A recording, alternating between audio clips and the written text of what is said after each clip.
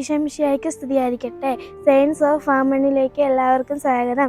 പ്രിയ കൂട്ടുകാരെ, ഇന്ന് നാം സയൻസ് ഓഫ് ഫാമണിലൂടെ പരിചയപ്പെടാൻ പോകുന്നത് വൈദികരുടെ മധ്യസ്ഥനായിരിക്കുന്ന വിശുദ്ധ ജോൺ വിയാനിയെയാണ്. 1786 ഫ്രാൻസിലെ ഡാർഡിലയിലായിരുന്നു അദ്ദേഹം ജനിച്ചത്. മാത്യുവും വിയാനിയും മരിയയുമായിരുന്നു അദ്ദേഹത്തിൻ്റെ മാതാപിതാക്കൾ. ഫ്രഞ്ചിലെ വിപ്ലവത്തിന്റെ കാലത്ത് മതപരമായ വിദ്യാലയങ്ങളും ദേവാലയങ്ങളും അടപ്പിക്കുകയും പുരോഹിതന്മാരെ അഭയം നൽകുന്നവരെ തടവിലാക്കുകയും ചെയ്തു. 1713 ജോണിന് സെമിനാരിയിൽ ചേരുകയും 1715 ജോണിന് പട്ടം ലഭിക്കുകയും ചെയ്തു.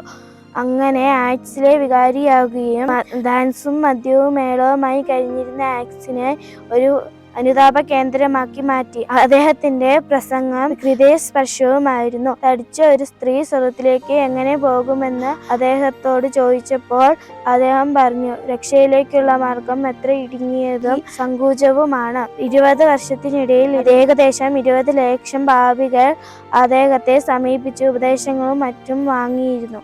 പ്രായശ്ചിത്തം കൊണ്ട് ശരീരം തീരെ മെലിഞ്ഞിരുന്നുവെങ്കിലും നേത്രങ്ങൾ അവസാനം വരെ ദൈവസ്നേഹത്തെ പ്രതിബിംബിച്ചിരുന്നു.